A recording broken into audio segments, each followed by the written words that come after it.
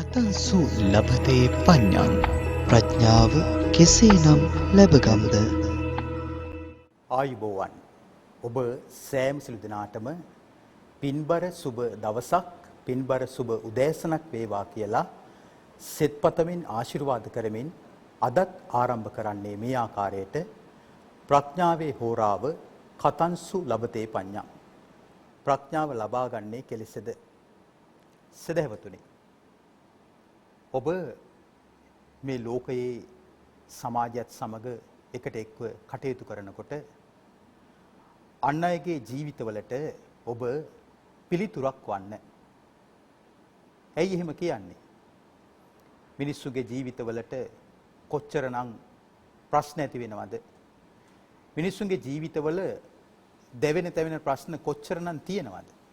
ඒක නිසා දැවෙන තැවෙන ජීවිතවලට තවත් ප්‍රශ්නයක් බවට පත් වුණොත් ඒ අය ඒ ගින්නෙන් පිලිස්සලාම යයි.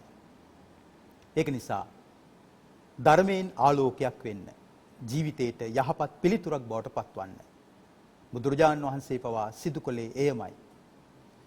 උන්වහන්සේ මහල්ලෙක් ලෙඩෙක් මృత ශරීරයක් දුටුවට පස්සේ ජීවිතය ගැන ගැඹුරින් කල්පනා කරන්න පටන් ගත්තා.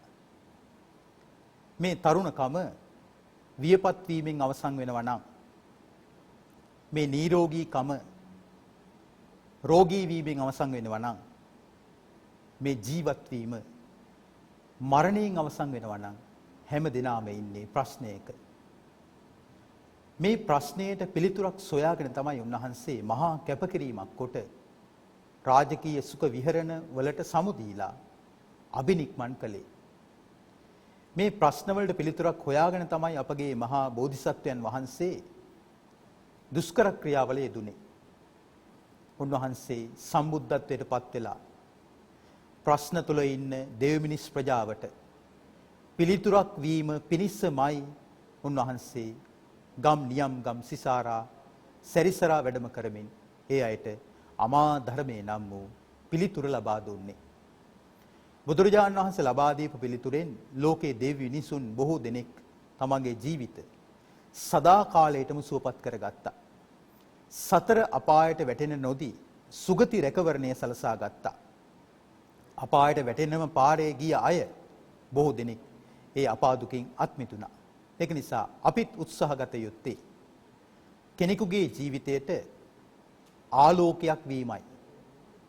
අන්ධකාරයෙන් දැවෙන තැවෙන සිත් සතන් අපිට පුළුවන් නම් සද්ධර්මා ලෝකයෙන් ආලෝකමත් කරන්න, ප්‍රභාස්වර කරන්න ඒක කොච්චර දෙයක්ද?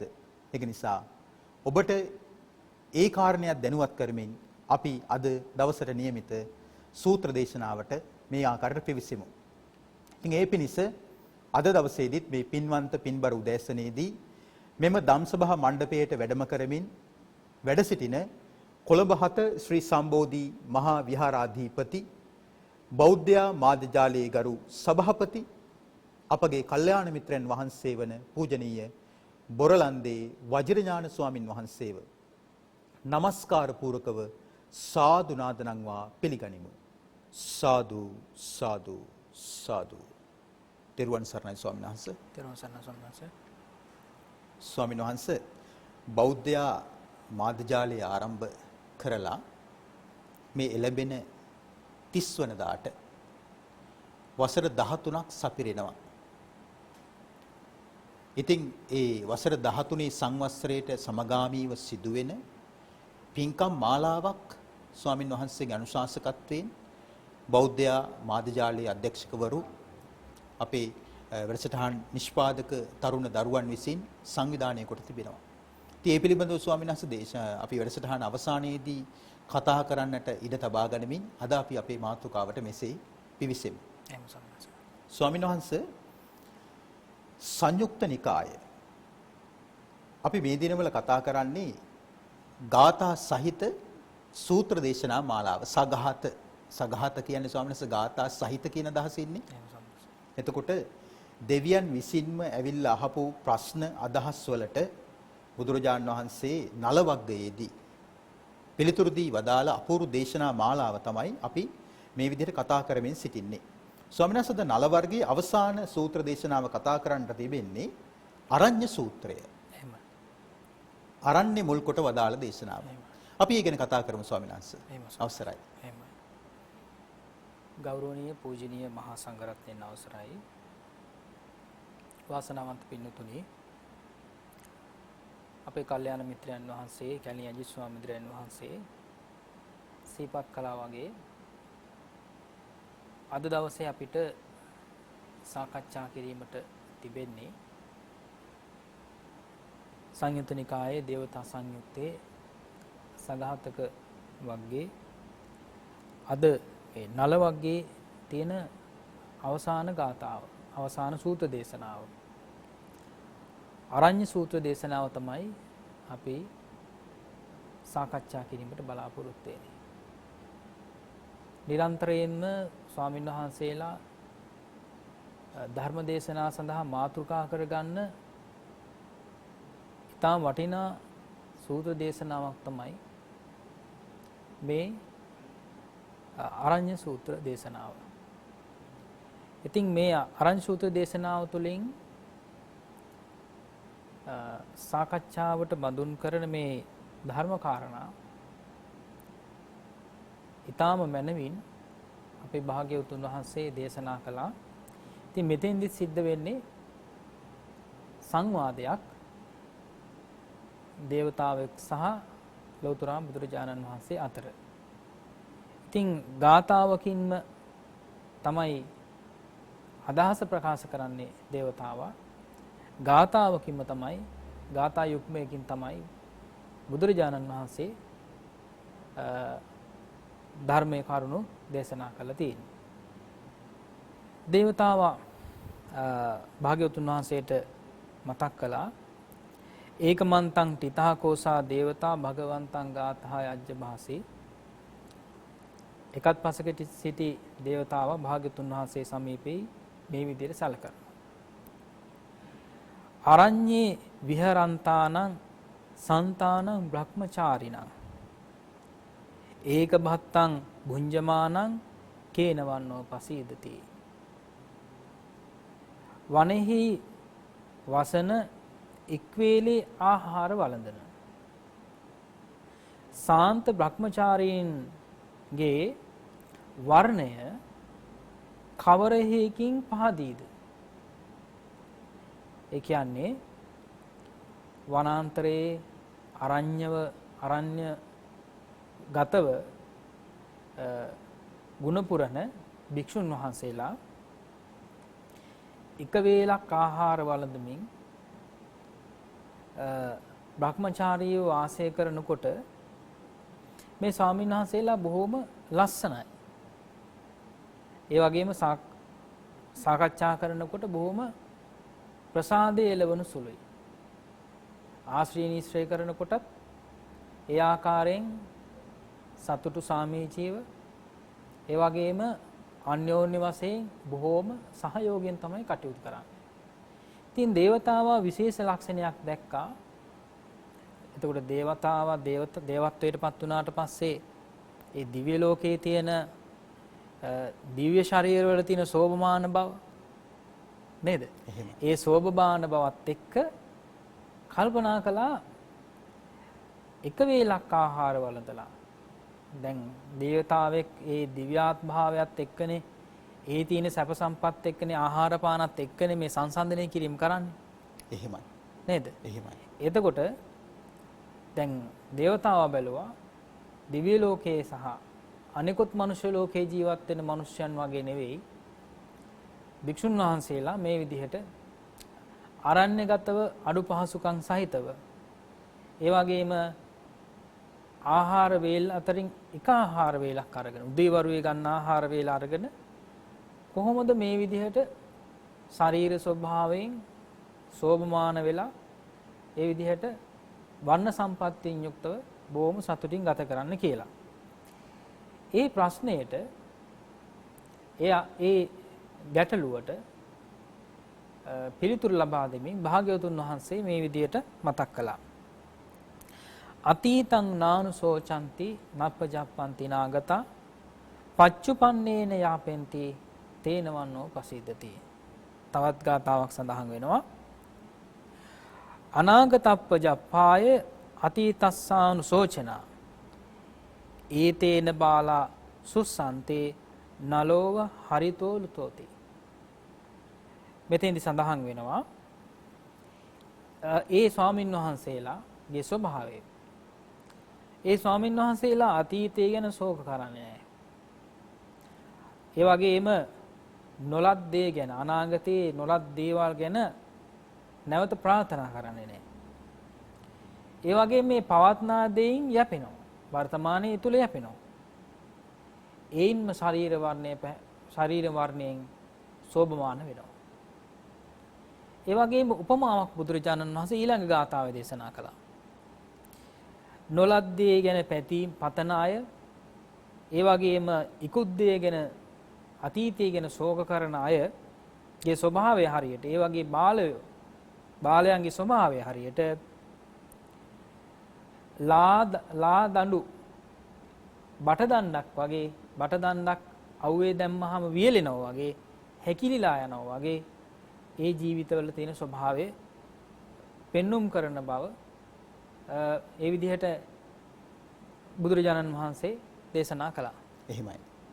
ස්වාමීන් වහන්සේ දෙවි කෙනා ඊ타ත්ම හොඳ සියුම් අවබෝධයක් ඇති කරගෙන තිබෙනවා ශාසනයේ ගුණ පුරන ආර්ය උතුමන් වහන්සේලා පිළිබඳව. එහෙම ස්වාමීන් වහන්සේ. එතකොට මේ විදිහට ඒ දෙවි කෙනා ඒ ගුණ පුරන උතුමන් ගැන කතා කරන්නේ බොහොම ප්‍රසාද චිත්තේ. එහෙම.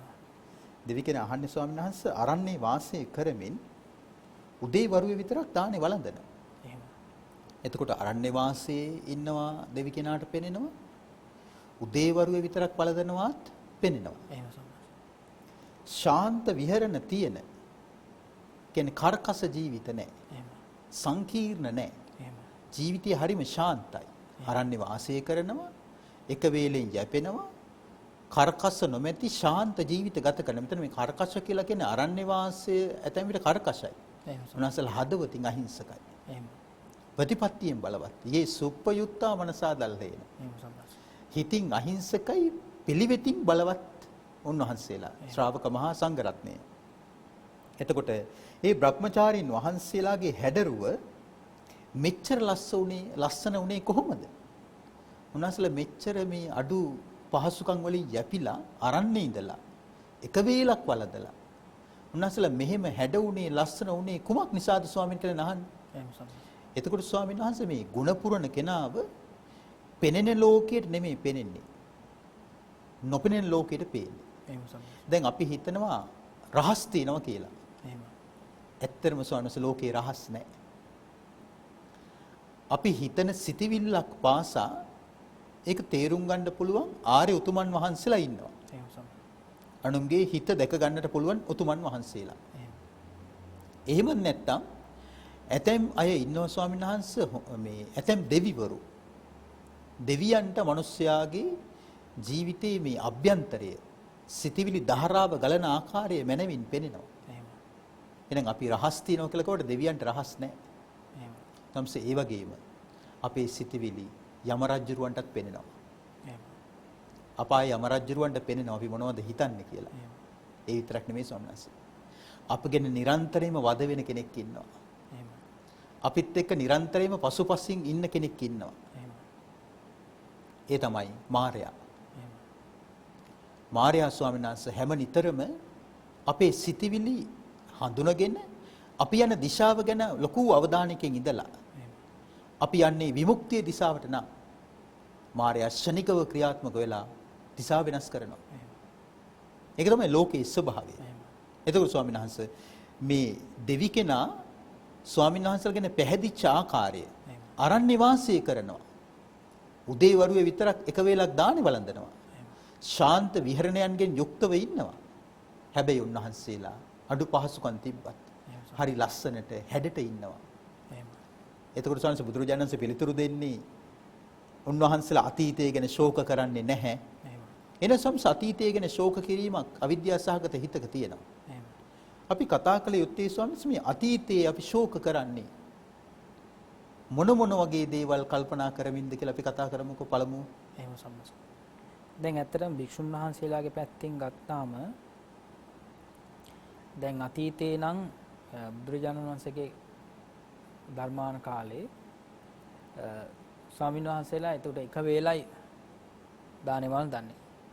උදේ කාලේ බොහෝ වෙලාවට කැඳ වේලයකින් වගේ ඒ විදිහට වළඳලා තමයි ඊළඟට උදෑසන සාමාන්‍ය දාන වේලක් එහෙම නැත්නම් ලොකුවට දාන වේලක් ආහාරයක් වළඳන්නේ නැහැ.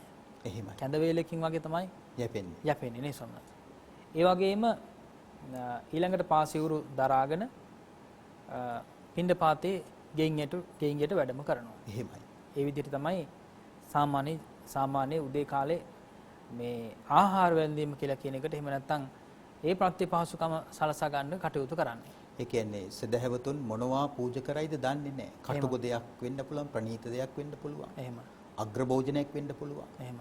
නීරස භෝජනයක් වෙන්න පුළුවන්. එහෙම සම. නැසලේ හැම දෙයකටම ඔරොත්තු දෙනවනේ ස්වාමීන් එහෙම සම. දැන් අපිට තියෙනවා දැන් වර්තමානයේ අපි ගත්තොත් එහෙම ඇත්තටම විහාරස්ථානයක හරි ආරණ්‍ය සේනාසනයක හරි ඒ වගේ අර දායක පින්තුන් දානීය සපේන ආකාරයක් තියෙනවනේ. දැන් සලාක දානෙ දෙනවා නම් මාසිකව දන් සීට්ටුවක් තියෙනවා. ඒ කියන්නේ දන් ලිස්ට් එකක් තියෙනවා. එහෙමයි. දායක පිරිසකගේ නාම ලයිස්තු තියෙනවා. දාන ලයිස්තු තියෙනවා. දැන් මේ දාන ලයිස්තුවක් නැහැ නේ ස්වාමීන් වහන්සේ. දැන් මේ ඔක්කොම යන්නේ අතීතයට මේ. අපි අතීතයට ගිහිලා තියෙන විදිහ මේ. එහෙමයි. ඉතින් අපි ලිපි ගොනුවක එකතු කරනවා කියලා කියන්නේ මේ අතීතයට එකතු කරන්නේ. මතකයන් එකතු කරගන්නවා. එතකොට දැන් අද දානේ නැත්තම් ඒ විදිහට අද දානේ ගෙනාවේ කවුද? ඉතින් ඒ වගේ මොන හරි ගැටලුකාරී තත්වයන් තියෙන නිසා සමහරවල් ස්වාමීන් වහන්සේලා වෙනුවෙන් වෙහෙසෙන්නේ නැතු වෙන්න පුළුවන්. දායක පින්නතුන්ම තමයි ඒක පාලනය කිරීම කටයුතු කරන්නේ. එහෙමයි. නේ ස්වාමීන් දායක සභාව විසින් කරන්නේ. එහෙමයි. ඉතින් කොහොම වුණත් ඒ ස්වාමීන් වහන්සේලාගේ පවා සොයා බැලීමේ යම්කිසි ප්‍රමාණයකට තියෙනවා. කරන්න වෙනවා. මොකද අවවාදානුශාසනාව තියෙනවා. එහෙමයි. ඉතින් එහෙම අවවාදානුශාසනාවක් කරන්නත් අවශ්‍ය නැහැ නේ දැන් මේ විදිහට බැලුවාම. එහෙමයි. දැන් කිසිම අපේක්ෂාවක් නැහැ. ස්වාමීන් වහන්සේ කියන්නේ දැන් මේ ක්‍රමයට ගත්තොත් සැබෑම එහෙම සම්මාස. පරිපූර්ණ නයිස් ක්‍රමයක්. එහෙම සම්මාස. දැන් ස්වාමීන් වහන්සේ කිව්වා වගේ දැන් දානේ ලයිස්තුවක් හදාගත්තට පස්සේ අපි හිතමුකෝ අද දානේ අපිට වැරදුනා කියලා. එහෙම සම්මාස. එතකොට අපි වහාම ක්‍රියාත්මක කරලා බලනවා කවුද දාන ගේන්නේ? එහෙම. ඒ මිනිස්සු ගිය මාසෙත් මේක වැඩි අවුල් කරා නේද? එහෙම සම්මාස. කපලා දාන්න. එහෙමයි. සද්ධාාවක් නැහැ කිසිම කියලා. එහෙම. අර එක්කාසු කරගත්ත දේවල් සම්බන්ධයෙන් අපි විඳවිල්ලක් තියෙනවා. එහෙම සම්මාස. ඒ විඳවිල්ල මේ අරණ්‍ය වාසය කරන සුළු දෙයකින් යැපෙන එක වේලක් දානේ වල්දන උතුමන්ට නැහැයි කියලා තමයි පවසන්නේ නේ ස්වාමීන් වහන්සේ. එහෙම සම්මාස. දැන් ඒතකොට වර්තමානයේ වෙනකොට මේ මතකයන් ගබඩා කිරීම සඳහා නොයෙකුත් විදිහේ ඇත්තට මේ පොත්වල සටහන් කරලා සීමාවකටපත් වෙන්නේ නැතුව එහෙම නැත්නම් සෑහීමකටපත් වෙන්නේ නැතුව එහෙම නැත්නම් ප්‍රමාණවත් වෙන්නේ නැතුව දැන් මේවට මෘදුකාංග එකතු වෙලා තියෙනවානේ. එහෙමයි. නේද? එහෙමයි. අපි කම්පියුටර් එක ගත්තත් නේද? මේවට ගන්න එක දත්ත ගබඩාවල් තියෙනවනේ එක ඩිවයිස් තියෙනවනේ ස්වාමීන් වහන්සේ එක මෘදුකාංග තියෙනවනේ. එහෙමයි. ඉතින් මේ දේවල් වලින් කරන්නේත් එහෙමනේ. දැන් අපි ගත්ත විහාරස්ථානයක හරි ආරණ්‍ය සේනාසනයක හරි සම්පූර්ණ පාලනය කියලා කියන එක මේ පරිගණකයට බාධාලා තියෙනවා. නැත්නම් දත්ත ගබඩාවක් තියෙනවා. එහෙමයි. මේ ගබඩාව නැහැනේ ස්වාමීන් වහන්සේ ආරණ්‍ය සේනාසනේ. ඒ කියන්නේ අතීතීය තිබිච්ච ආරණ්‍ය සේනාසනේ. එහෙමයි. නේද? පැහැදිලිවම. ආන්න එතකොට මේ විදිහට අතීතයට ගමන් කරන්නේ නැහැ. ඒ වගේම දායක පිරිස පිළිබඳවත් ඒ අල්ලා ගැනීමක් නැහැ නේ ස්වාමීන් වහන්සේ. නේද? දැන් අපි ගත්තොත් එහෙම දායක පවුල් කියලා වෙන් කරගෙනත් නැහනේ. ඒ කියන්නේ ගොදුරුගම කියලා වෙන් කරගෙනත් නැහනේ. එහෙමයි. නේද? එහෙමයි. එතකොට සංඛ්‍යාලයකට අරගෙන නැහැ. එහෙමයි. දැන් ගොදුරුගම කියලා එකක් අල්ලා නොගෙනත් නිසා තවත් ස්වාමීන් වහන්සේ නමක් ඇවිල්ලා ඒ අවටම කුටියක් හදලා බණ භාවනා කරන්නට විවේක ගත්තොත් ප්‍රශ්නයක් හටගන්නෙත් නැහැ. මගේ දායක පිරිස කඩා ගන්නද මුන්නාන්සේ ඇවිල්ලා ඉන්නේ කියන සිතිවිල්ලක්වත් උපදින්නේ නැහැ. එහෙම සම්මාන. ස්වාමීන් වහන්සේ මේ අරණ්‍ය පරිසරය අදට පවා අපේ ලංකාවේ තිබෙනවා. එහෙම.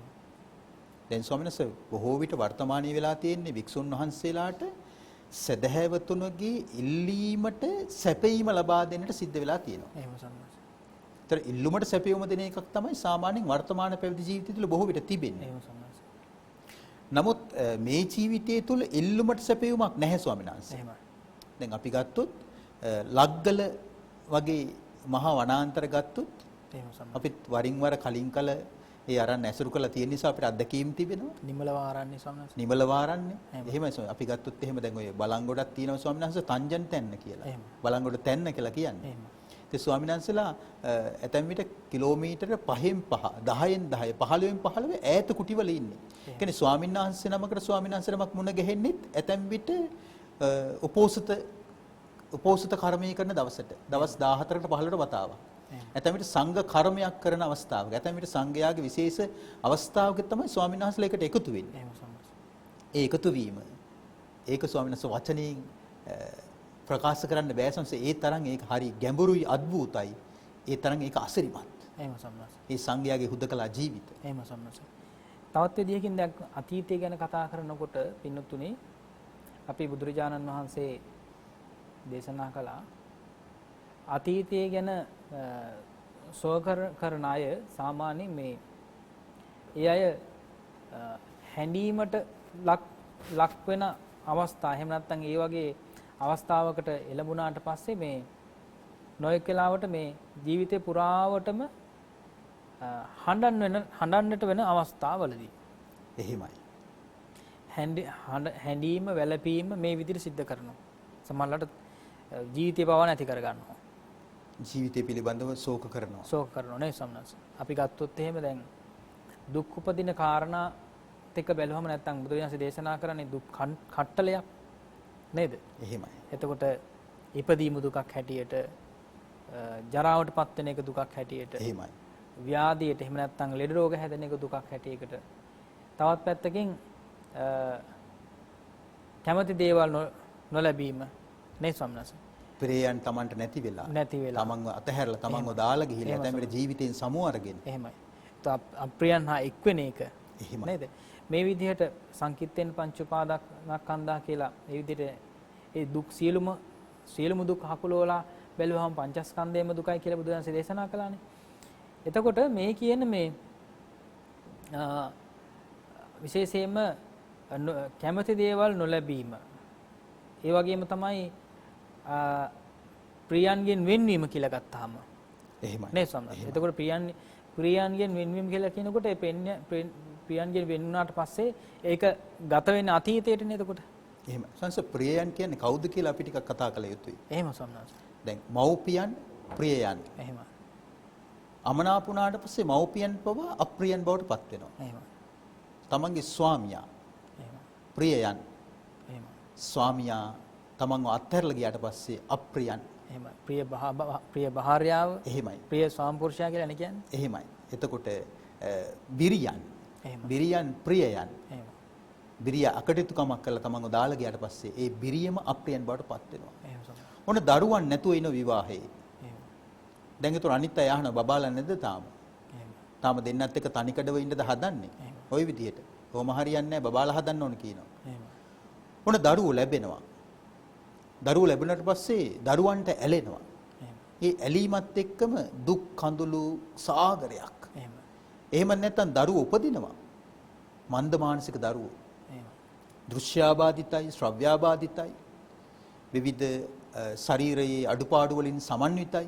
ඊට පස්සේ බබාලා නැද්ද කියලා අහපුවා ඒ කතා නැහැ. එහෙම. ඔයගොල්ලන්ගේ බබාට මෙහෙම ඇස් රෝගයක් තියෙනවලුනේ. එහෙම. කන් ඇහිම අඩුයිලුනේ. මන්ද මානසිකයිලුනේ. අනේ අපි තමයි ඔයගොල්ලන්ට කිව්වේ බබාලා හදන්න කියලා. දැන් මේ වක්කීම අපිට දෙන්න. අපි ඔයගොල්ලන්ගේ බබාලා බලා ගන්න. කිසි කෙනෙකුට කියන්නේ. එහෙම සම්මත. නිසා මේ ලෝකය යන රැල්ලට යනවා කියලා එහෙම කතාවක් නැහැ. එහෙම. ඒ කියන්නේ වැල යන අතර මැස්ස ගහන්න ඕන කියලා කතාවක් නැහැ. එහෙම. බුදුරජාණන්ගේ ධර්මයේ තුල පැවිදි මටත් ස්වාමින් වහන්සේටත් අපිව නරඹන ශ්‍රවණය කරන ගිහි ඔබටත් මේ ලෝකය යන රැල්ලට අනුව ඒකාන්ත කොට ගමන් කළ යුතුයි කියලා කතාවක් නැහැ. එහෙමයි. අපිට ස්වාමීන් වහන්සේ බුද්ධ ශාසනය තුල පිළිවෙත් පුරන්නට පුළුවන් නම් අපි පුළුවන් තරම් බලන්නට ඕනේ පලිබෝධ අවම කරගෙන අර්බුද අවම කරගෙන අපේ ජීවිත අවුල් කරන අයගෙන් පුදුමාකාර විදිහට අපි බුද්ධිමත්ව ඈත් වෙලා තමන්ගේ පිළිවෙත පුරා ගණ්ඩමයි මහන්සි ගන්න ඕනේ. එහෙම නැත්නම් ස්වාමීන් වහන්සේ මේ යන ගමන ලේසි පාසු ගමනක් නෙමෙයි මොනවටම හරි පැටලිලා ජීවිතේ දුකටපත් වෙන්න තියෙන ඉඩකඩ 100%යි. අපි දුකටපත් වුණාට පස්සේ අපි දුකට ඇදලා දාපු අය ඇවිල්ලා කියන්නේ අනේ ඔයාගේ දුක මට දෙන්න. මම තමයි මේකට වග කියන්න ඕනේ කවුරුත් අපේ දුක බාර ගන්නෑ. මේක ප්‍රඥාවෙන් නුවණින් කල්පනා කොට බැලිය යුතුයි නේ ස්වාමීන් වහන්සේ. එහෙම සම්මස්. එතකොට මේ කලයුත්ත අතපසු කිරීම. එහෙමයි. නේද? කලයුත්ත අතපසු කිරීමෙන් තමයි ඒක අතීතයට ගමන් කරලා අතීතය නිසා ශෝක කරන්න සිද්ධ වෙන්නේ. සමහර දේවල් තියෙනවා කල්පනා කරලා බලනකොට මේ සතුට උපදින දේවල් තියෙනවා.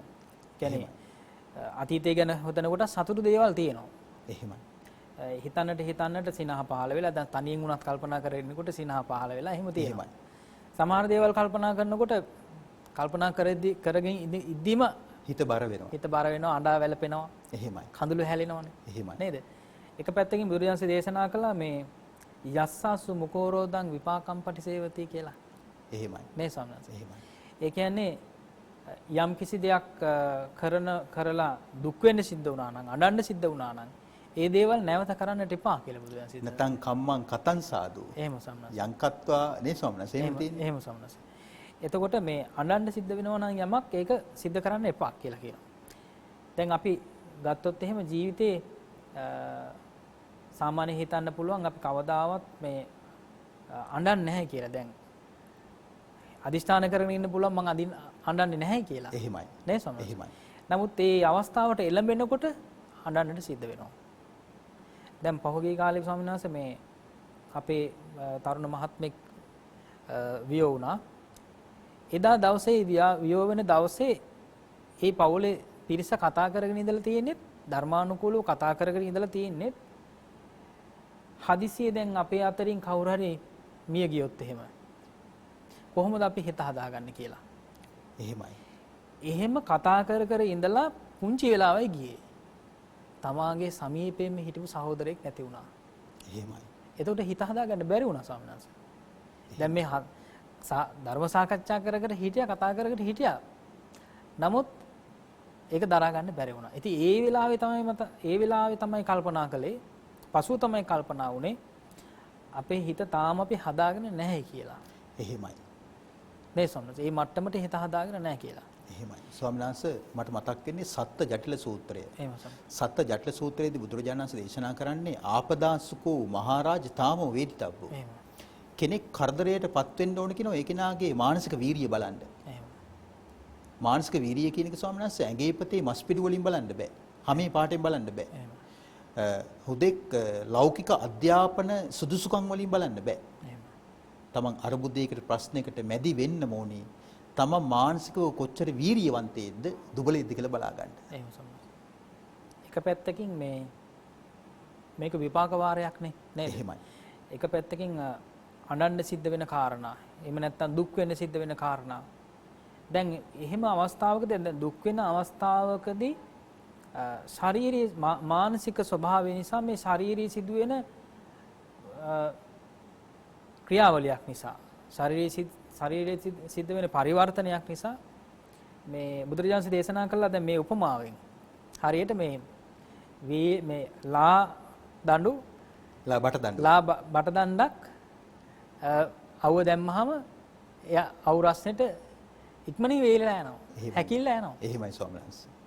දැන් එහෙමනේ සාමාන්‍ය ශාරීරික ස්වභාවය. එහෙමයි. නේ ස්වාමීන් වහන්සේ. එහෙමයි. අපි ගත්තොත් දුක්බර දෙයක් එනකොටම මූණ හැකිලිලා නේද? එහෙමයි. මූණ හැකිලිලා ශරීරයේ අඩපණ වෙලා. ඒ කියන්නේ ක්ලාන්ත වෙනවා කියලා කියන්නේත් ඒකනේ ස්වාමීන් වහන්සේ. වර්තමානයේ තුල බොහෝ දෙනෙකුට තියෙන ප්‍රශ්න කීපයක් තියෙනවා ස්වාමීන් වහන්සේ. බහුලව තියෙන ප්‍රශ්න කීපයකින් එකක් තමයි ආතතිය. එහෙමයි. එකක් තමයි ස්වාමීන් වහන්සේ ડિප්‍රෙෂන් කියලා කියන්නේ ස්වාමීන් වහන්සේ. එතකොට අනිත් එක තමයි ગેස්ට්‍රයිටිස් තත්ත්වය. මේ වචන වලින්ම කිව්වොත් තමයි මේක තේරෙන්නේ ස්වාමීන් වහන්සේ. එතකොට ස්ට්‍රෙස්, ડિප්‍රෙෂන්, ગેස්ට්‍රයිටිස් එතකොට ඒ විතරක් නෙමෙයි දැන් ෆැටි ලිවර් කියන තත්ත්වෙත් එහෙමනේ. දැන් අක්මාවේ තෙල් තැම්පත් වීමත් තෙල් ආහාර නිසාම වෙන එකක් නෙමෙයි ස්වාමීන් වහන්සේ. මානසිකව වද වෙනවා ඇතැම්මයි. ඒ කියන්නේ නැති දේ ගැන හිත අසීමාන්තිකව මේ ජීවිතයට බලාපොරොත්තු ගොන්නක් දෙනවා. ඇත්තටම ඇතමුන් කළ තියෙන ජීවිත කාලයේම තමන්ගේ ජීවිතයේ වදයට පමුණවපු එක විතරයි. තව කෙනෙක් ජීවිතයේ වදයට පැමුණුවා නෙමෙයි. අසීමාන්තික බර පටෝල ජීවිතයට දැන් කියනවා ඇදගෙන යමු කියලා. අර මේ ගවයාට කරත්තෙට බරපතෝලා යමම් පුතා කියලා ගගහ එක්කගෙන යනවා වගේ තමයි ඇතැම් අය ජීවිතේ අසීමාන්තික බලාපොරොත්තු දීලා. ඇතැම් විට අසීමාන්තික බලාපොරොත්තු වලට ධනාත්මක චින්තනය කියලාත් වර්තමානයේ තුල හඳුන්වනවා. ධනාත්මක චින්තනය කියලා කියන්නේ ස්වාමීන් වහන්සේ මේ ආර්ථිකය කළමනාකාරීත්වය කර ගැනීමම මිල මුදල් ගොඩක් රැස් කර ගැනීමම දීපල තමන් සන්තක කර ගැනීමම නෙමෙයි ස්වාමීන් වහන්සේ. අංක 1 මානසික සැනසීම නිදහස.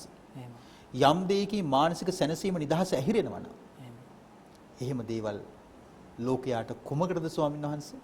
එහෙම සම්මත. එතකොට දැන් අපි ගත්තොත් එහෙම දැන් මෙතෙන්දී ආරණ්‍ය වාසය කරන ස්වාමීන් වහන්සේලා පැත්තෙන් ගත්තොත් එහෙම ප්‍රමාණයකට ආහාර ගන්න එක. එහෙමයි. ඊළඟට වේලාවට ආහාර ගන්න එක. නේද? දැන් අපි ගත්තොත් එහෙම දැන් ඔය වගේ ස්වාමීන් වහන්සේ මතක් කරපු ලෙඩ රෝග සියල්ලක්ම වේලාවට ආහාර නැත්තම්, වේලාවට වතුර ටික නැත්තම්. එහෙමයි. නේද? එහෙමයි. ඒ ප්‍රමාණවතුත් නැත්තම්, හරියට නිින්දකුත් නැත්තම්. නේද? කාර්ය බහුල නම් මේ සෑම අවස්ථාවකම පසු කර යන්නේ මේ හැම දෙයක්ම අතීතයට පසු කරලා ගිහිල්ලා. දැන් මේ අතීතයේ අපි ගත්තොත් එහෙම දැන් හඬන්නට සිද්ධ වෙන කාරණා. තමන්ගේ ජීවිතයේ තමන් හඬන්නට සිද්ධ වෙන කාරණා තමා නිසා වෙන්නත් පුළුවන්. කියන්නේ තමා විසින් සිද්ධ කරගත්ත තමා කර්මයක් වෙන්නත් පුළුවන්. එහෙමයි. තමා ඒ වගේම අනුන්ට කරපු දේවල් හැඬීම් හඬන්නට සිද්ධ වෙන දේවල් කරනවනේ ස්වාමීන් වහන්සේ. අනුන් නිසා. ඒ කියන්නේ අපි හිතමු දැන් කෙනෙක් වචනයෙන් හරි ක්‍රියාවකින් හරි ඇඟවීමකින් හරි කෙනෙක් අපහසුතාවයට පත් කිරීම. අපි ගත්තොත් සමහර වෙලාවට මේ කඳුළු හැලෙන්න හඬන්නේ නැහැ. තමන් කරන අපහසුතාවය නිසා. එහෙමයි. කරදරේ නිසා, පීඩාව නිසා, එහෙමයි. හිංසාව නිසා. එහෙමයි. විඳෝ ඉන්නවා. විඳෝ ඉන්නවා ස්වාමීන් වහන්සේ. කියන්න තරම් හිත දෙන්නෙත් නැහැ. හිත දෙන්නෙත් නැහැ. හැබැයි ස්වාමීන් වහන්සේ ඔය தত্ত্বය බොහෝ රැකියා ආයතනවල තියෙනවා. එහෙම ස්වාමීන් වහන්සේ. රැකියා ආයතනික ස්වාමීන් වහන්සේ ප්‍රධානියා මන්ද මානසික පුද්ගලයෙක් වුණොත් මන්ද මානසික කියලා කියන්නේ අධ්‍යාපනයේ නෙමෙයි, වෘත්ති නිපුණත්වයෙන් නෙමෙයි, මනුස්සකම් නැතිවීමෙන්. ආයතනයක ප්‍රධානියා මිනිස්කම නැති පුද්ගලයෙක් නෑ. කොටිම රටක ජනාධිපති අගමැති පවා. මිනිස්කම නොහඳුනන පුද්ගලයෙක් වුණොත් ඒ රටේ ජනතාවට දෙයියන්ගේ පිහිටයි කියලා කියන්නවත් බෑ. දෙයියොවත් නෑ වෙලාවට පිහිට වෙන්නේ. විදෝ ඉඳිල්ලක් තමයි තියෙන්නේ. ඒතර ආයතනික ප්‍රධානියෙක් ස්වාමීන් වහන්සේ අර වගේ මන්ද මානසික පුද්ගලයෙක් බවට පත් වුණොත් නම් ඒ සේවකයෝ රැකියාවට එන්නේ Tamanට වෙනයම් මාර්ගයකින් ආදායමක් නැති නිසා මිසක් රස්සාවක් කරන්න ඕන හින්දා නෙමෙයි ස්වාමීන් වහන්සේ. දැන් අතින්දී ස්වාමීන් වහන්සේ දැන් අර යස්සස්සුමුකෝරෝදන් විපාකම්පට සේවති කියලා කියනකොට ඒ කියන්නේ නැවත හඬන්නට වෙන දේවල් සිද්ධ කරන්නට එපා කියලා බුදුරජාණන් දේශනා කරනකොට අපි කල්පනා කළ යුතුයි. දැන් හඬන එක විතරක් නෙවෙයි. එහෙමයි. ඒ කියන්නේ මේ හඬන්නට සිද්ධ වෙන කාරණාවක් ඉදිරියේ හඬන්නට සිද්ධ වීම පමණක් නෙවෙයි. ඒ කියන්නේ තමන් නැවත ඉපදීම නැති කරගෙන නැත්තම්. එහෙමයි. නේද? ඉපදීමට තියෙන හේතු නැති කරලා නැත්තම්. එහෙමයි. නැවත ඉපදීමකට ලක් වෙලා අර ජාති ජරා ව්‍යාධි මරණ ශෝක පරිදේව දුක්ඛ දෝමනස් ආදී සියලුම දුක්වලට දුක් නැති කරලා නැහැ. ඒවට යලි මූණ දෙන්න සිද්ධ වෙනවා. එහෙමයි. ඒ නිසා ඉදිරිය අඳන්න සිද්ධ වෙනවා. එහෙමයි. නේද? එහෙමයි. දැන් හඬන්නේ නැති වෙන්න පුළුවන්. తాවකාලිකව ඒ පහසුකම් නිසා සැප පහසුකම් නිසා අඬන්නට සිද්ධ වෙන්නේ නැති වෙන්න පුළුවන්. මේවා අහිමි වීම තුළ අතීතයට හිත ගමන් කරලා හඬන්නට සිද්ධ වෙන අවස්ථා එළඹෙන්න පුළුවන්. එහෙම. ස්වාමීන් වහන්සේ සීවලී කුමාරයාගේ කතාව අපි ගත්තොත් එහෙම. එහෙම. දැන් සීවලී කුමාරයාගේ අම්මා සුප්පා වාසා. එහෙම. සුප්පා වාසයි තාත්තටයි දෙන්නට මේ කියන්නේ ස්වාමියාටයි බිරිඳටයි දරුවෝ හිටියේ නැහැ. එහෙම. පස්සේ කාලෙක දරුවෙක් ගැබ් ගත්තා. එහෙම. ඊට පස්සේ දරුවා ගැබ් අරගෙන දැන් දරු ගැබ මෝරනවා. එහෙම. දැන් මාස 5 6 7 8 ගත වෙනවා. සාමාන්‍යයෙන් දසමාසයේ උදරේ කත්වා කියලා කියන්නේ. දසමාසයක් උපරිමයෙන් යනකොට දරුවා මේ ලෝකෙට බිහි වෙනවනේ. නමුත් සුප්පාවාසා අම්මට දරුවා බිහි වෙන්නේ නැහැ. ලොකු දුකකින් හිටියා. කල් ගත වුණා ස්වාමීන් වහන්සේ. අවුරුද්දක් ගත වුණා. දැන් පුදුමයක්. දරු ගැබ තියෙනවා මෝරනවා. අවුරුදු 2ක් ගත වුණා. අවුරුදු 3ක් ගත වුණා. එහෙම. අවුරුදු 4ක් ගත වුණා. 5යි 6යි 7යි. එහෙම. අවුරුදු 7යි මාස 1යි මාස 2යි මාස 3යි මාස 4යි මාස 5යි මාස 6යි මාස 7යි. එහෙම. අවුරුදු 7යි මාස 7යි මේක ලෝක වාර්තාවක්. එහෙම. එදා මෙදා තුර මේ වගේ සිද්ධියක් වෙලා නැහැ. එහෙම. අවුරුදු 7යි මාස 7යි සතියක් ආසන්න වෙනකොට දැන් මේක හරිම මානසික වශයෙන් ලොකු දුකක්. එහෙම. සුප්පාවාසා අම්මා කිව්වා තමන්ගේ ස්වාමි පුරුෂයාට මහත්වයෝ භාගතුන් වහන්සේට ගිහිල්ලා මාගේ මේ දුක ගැන පවසන්න. එතකොට එතුමා ගිහිල්ලා භාගතුන් වහන්සේට පැවසුවා. ස්වාමීනි මෙහෙම අකරතැබ්බයක්, මෙහෙම දුකක්, එහෙම. මෙහෙම පීඩනයක් කියලා. ඒතර භාගතුන් වහන්සේ වැදෑරුවා මෙහෙම දේශනා කළා. සුප්පාවාසා සුවපත් වේවා සුවසේ දරුවෙක් වදාවා කියලා. ස්වාමීන් වහන්සේ දේශනාවේ සඳහන් වෙනවා පෙරහන් කඩේකින් පැම් පෙරෙනාසේ. එහෙම.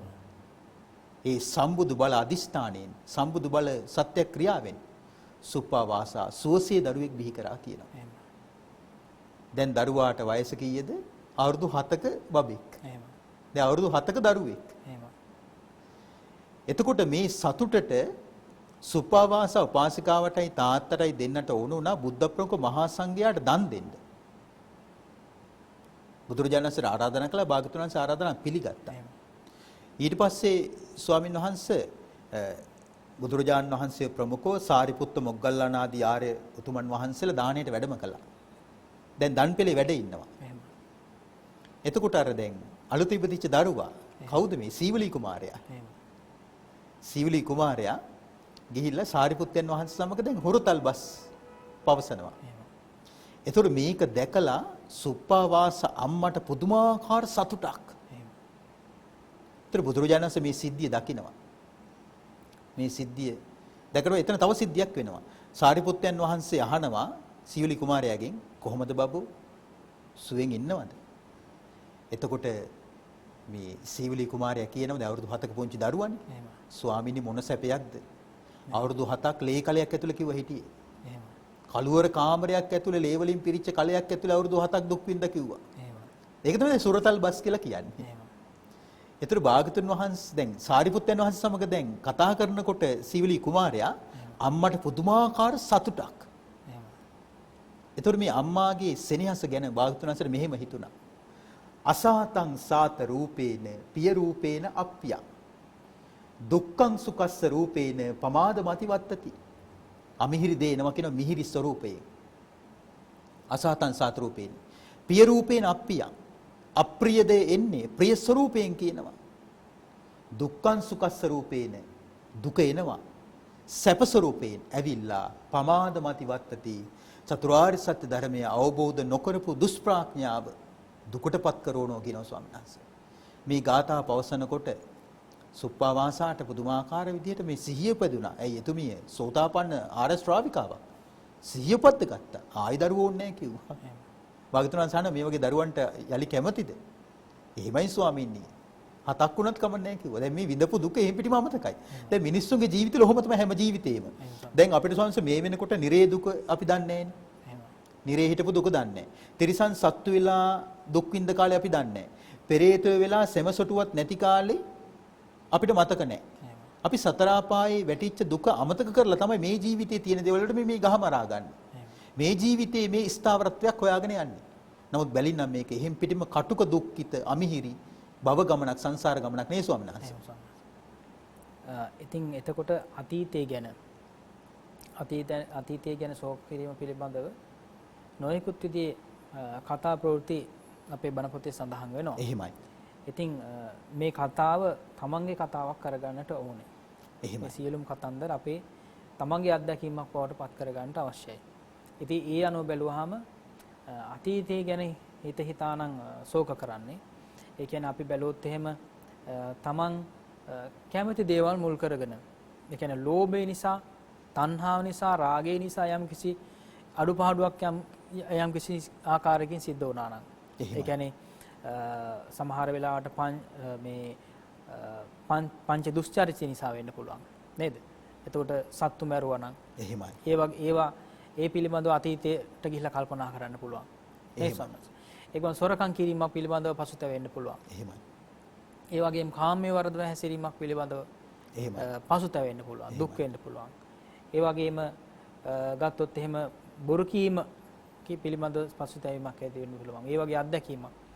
ඒ වගේම මත්පැන් පානය කළා, දුම් පානය කරලා නම් තමන්ගේ ශාරීරික වශයෙන් තමන්ගේ දුබලතාවය ගැන හිතලා.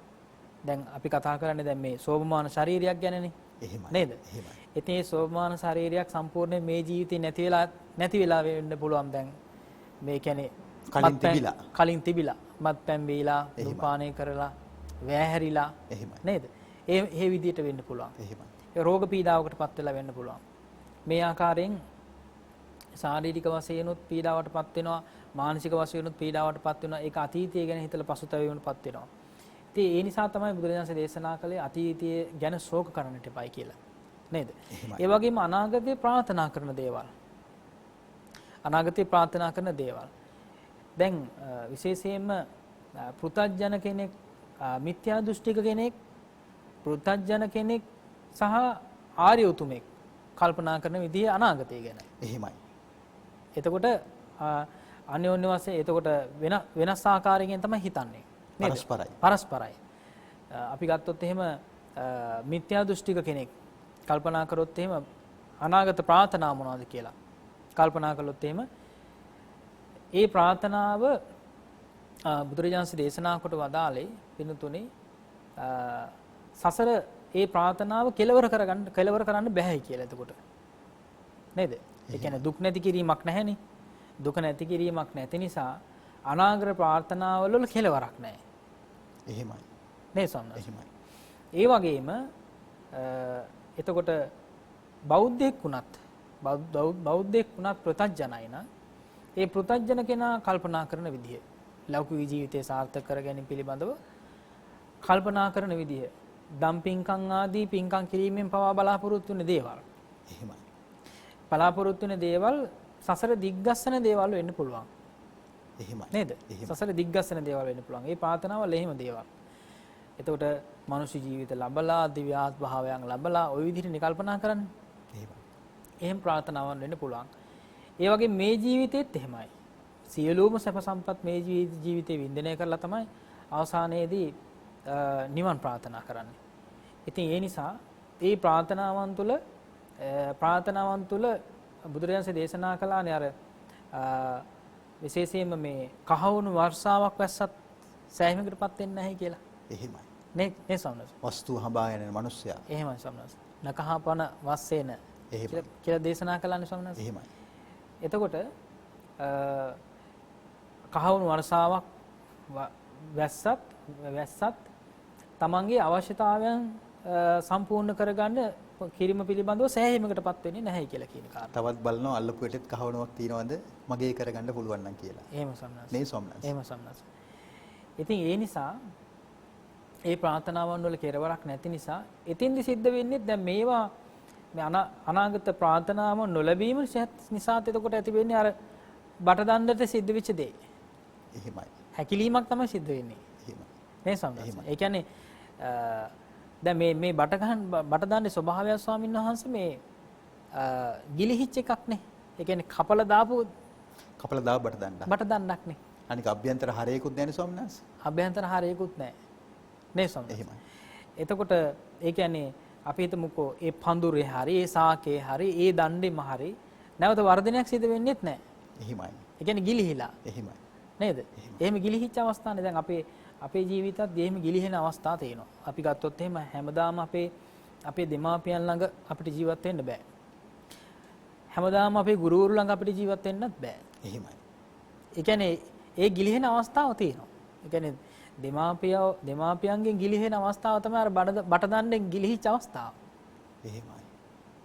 නේ සම්මත. එහෙමයි. එතෙන්දී හිත හදාගෙන හිටියේ නැත්තම් ඒ කියන්නේ ඒ ගිලිහෙන අවස්ථාවේදී හිත හදාගෙන හිටියේ නැත්තම් තරුණ ජීවිතයක් ගත කරනකොට වගකීම් බහුල වෙනකොට දරුවන් නිසා ඒ වගේම යුතුයකම් නිසා වගකීම් නිසා මේ හැම දෙයකින් නිසා ඒවට මුහුණ දීම සඳහා Tamanට ධනයක් නැත්තම් නේද?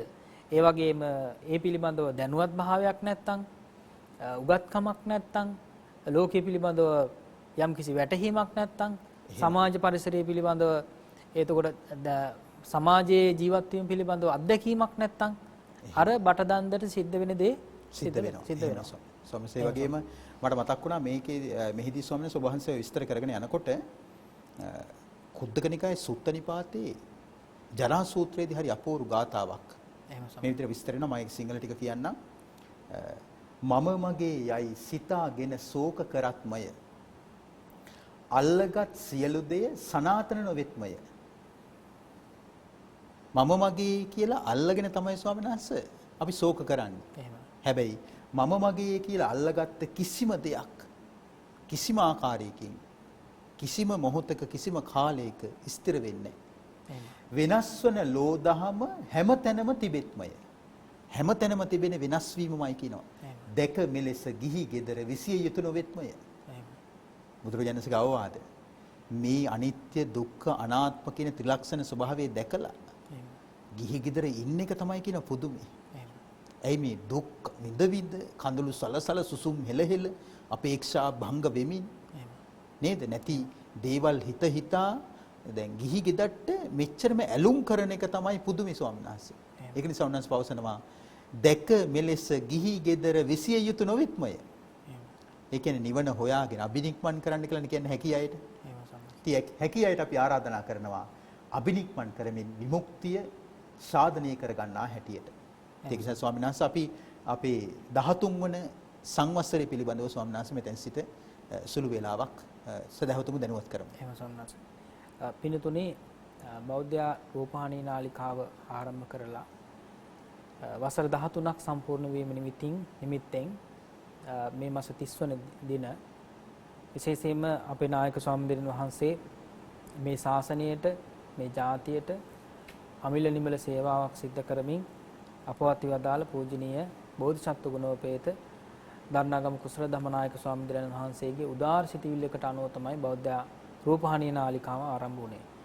ඉන් අනතුරුව රූපවාහිනී නාලිකාවේ වැදගත්කම පැය 24 මුළුල්ලෙහිම ධර්ම ශ්‍රවණය කරන්නට ලැබෙන අවස්ථාව පිළිබඳව ඒ විදිහට පැහැදීමට ලක් වෙලා කල්පනා කළා විශේෂයෙන්ම ශ්‍රව්‍ය මාධ්‍ය ඔස්සේ එහෙම නැත්නම් ගුවන්විදුලි නාලිකාවක් ආරම්භ කරන්නට කියලා.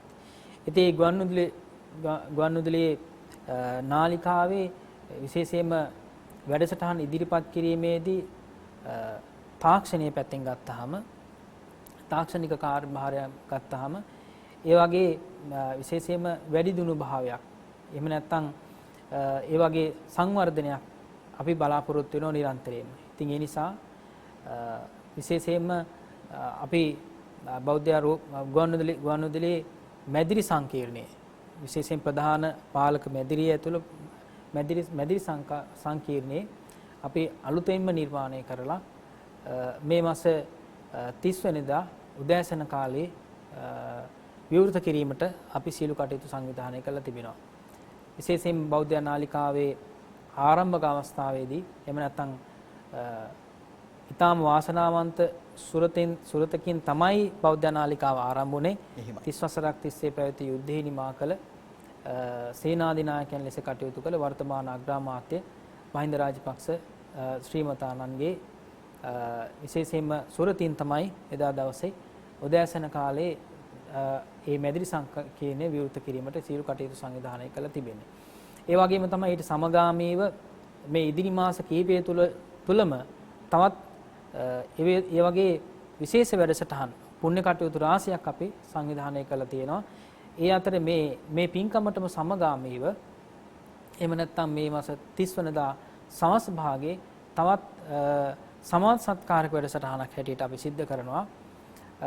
විශේෂයෙන් මහරගම අපේක්ෂා රෝහලේ ඒ රෝගී දරුවන් සඳහා විශේෂයෙන් රෝගී දරුවන් සඳහා විශේෂ වැඩසටහනක් අපි ඒ සඳහා ඒ දරුවන්ගේ සිත සකස් කරන්නට ඒ වගේම ඒ දෙමාපියන්ගේ හිත සකස් කරන්නට හැකියාව ලැබෙන ධර්මානුශාසනාවක් පවත්වලා ඒ වගේ මේ දරුවන්ගේ නිරෝගී භාව වෙනුවෙන් ආශිර්වාද කිරීමේ සුවිශේෂී ආශිර්වාද පින්කමකුත් අපි පවත්වන්න බලාපොරොත්තු වෙනවා සවස් කාලේ. ඒ වගේම ඒ දරුවන් සඳහා අත්‍යවශ්‍ය කරන ඖෂධ වර්ග පරිත්‍යාග කිරීමකුත් සිද්ධ කරනවා. ඒ අත්‍යවශ්‍ය ඖෂධ සඳහා ලබා ගැනීම සඳහාත් පින්තුන්ට දායක වෙන්නටත් අවස්ථාව සැලසෙනවා. ඒ පිළිබඳව කාර්යාලය අමතලා ඒ වැඩිදුර තොරතුරු දැනගන්නට පින්තුන්ට අවස්ථාව සැලසෙනවා. ඉතින් මේ මෙවැනි ශාසනික උදාර සේවාවක් සිද්ධ කරන්න අපිට හැකියාව වාසනාව ලැබිලා තියෙන්නේ අපේ පූජනීය බෝධිසත්ව ගුණෝපේත දන්නාගම කුසල ධම්ම අපේ නායක ස්වාමීන් වහන්සේ නිසායි. මේ රැස් කරගන්න උතුම් පුණ්‍ය ශක්තියින් අපේ කුසල ශක්තියින් නායක ස්වාමීන් වහන්සේට නිරන්තරයෙන්ම විශේෂයෙන්ම අනුමෝදන් කරනවා. මේ පින් අනුමෝදන් වෙලා නිදුක් නිරෝගී සම්පන්න දීර්ඝායු සම්පන්න පුණ්‍යවන්ත ජීවිත පෙළක් ලබාගෙන පාරමී ධර්මයන් සෝසේ සම්පූර්ණ කොටගෙන චතුරාර්ය සත්‍ය ධර්මයන් ස්වයං භෝඥානෙන් අවබෝධ කරගෙන පැතුල් ලෞතුරා බුදුපව පිණිසම නායක ස්වාමීන් වහන්සේට මේ පින් අනුමෝදන් කරමු. අනුමෝදන් වේවා සාදු සාදු සාදු. ඒ වගේම මේ සඳහා අපිට නිරන්තරයෙන්ම ශක්තියක් වන අපේ අධ්‍යක්ෂක මණ්ඩලය, විශේෂයෙන්ම කාර්ය මණ්ඩලය, උපදේශක මණ්ඩලය මේ ආදි වශයෙන් පින්නතුන්ගේ දායකත්වයේ ඊටාම වටිනවා. විශේෂයෙන් පැය 24 මුළුල්ලේ මේ ධර්ම දානමය පින්කම සිද්ධ කරන්න පින්නතුන්ගේ දායකත්වයන් නිසායි. ඒ නිසා ඒ සුවිශේෂී දායකත්වයන් ගැන කටයුතු කරන පින්වත් සෑම සුළු දෙනාටම ලක්වැසි සෑම ලෝයැසි සෑම සුළු දෙනාටම මේ රැස් කර ගන්න උතුම් පුණ්‍ය ශක්තිය බොහෝම ඉක්මන් භවයකදී චතුරාර්ය සත්‍ය ධර්මයන් අවබෝධ කරගන්නට හේතු වාසනා වේවා කියලා ආශිර්වාද කරනවා. ඉතින් පින්නතුනි අද දවසේදීත් මේ ආකාරයෙන් අපි කතං සුලභතේ පඤ්ඤං සජීව සදහම් සාකච්ඡාවෙන් සමුගෙන යාමටයි සූදානම. ඉතින් අද දවසේදීත් වැඩසටහනට වැඩම කරමින් ධර්මයේ කරුණු ගෙනහැර දක්වපු අපගේ පූජනීය කල්යාණ මිත්‍රයන් වහන්සේ වන බොරලන්දේ වජිරඥාන ස්වාමින් වහන්සේට নমස්කාර පූරකව ස්තුතිය පුද කරන අතර අපිව කවදත් නරඹන ශ්‍රවණය කරන පැවිදි උතුමන් වහන්සේලාට අපගේ ගුරු දේවයන් වහන්සේලා මහෝපාදයන් වහන්සේලා ඇතුළු සමස්ත මහා සංඝ රත්නයට අපි හැම දෙනාගේම ගෞරව ආදර වන්දනාව වේවා নমස්කාරී වේවා. අපි කවදත් නරඹන ශ්‍රවණය කරන ලක්වැසි ලෝවැසි බෞද්ධ සියලු දනන් හට උතුම් චතුරාර්ය සත්‍ය අවබෝධය ලබන්න ප්‍රඥා ලෝකයේ පහළ වේවා. අද දවසේදී නිෂ්පාදන දායකත්වයෙන් සහයෝගය දැක්වූ ඔබ සෑම සිළු දෙනාටමත් සිලෝන් බිස්කට් ලිමිටඩ් මංචි ප්‍රධාන අනුග්‍රාහක බවතුන්ටත් බොහෝ සෙයින්ම පින් සිදු වේවා, පින් රැස් වේවා. ඔබ හැම දිනාටම චතුරාර්ය සත්‍ය අවබෝධයේ පිණිස මේ හැම පිනක්ම පාරමී ධර්මයක්ම වේවා කියලා අපි ඔබෙන් සමුගන්නවා. හැම දිනාටම සම්මා සම්බුදු පිහිට ලැබේවා. කතංසු ලබතේ පඤ්ඤං ප්‍රඥාව කෙසේනම් ලැබගම්ද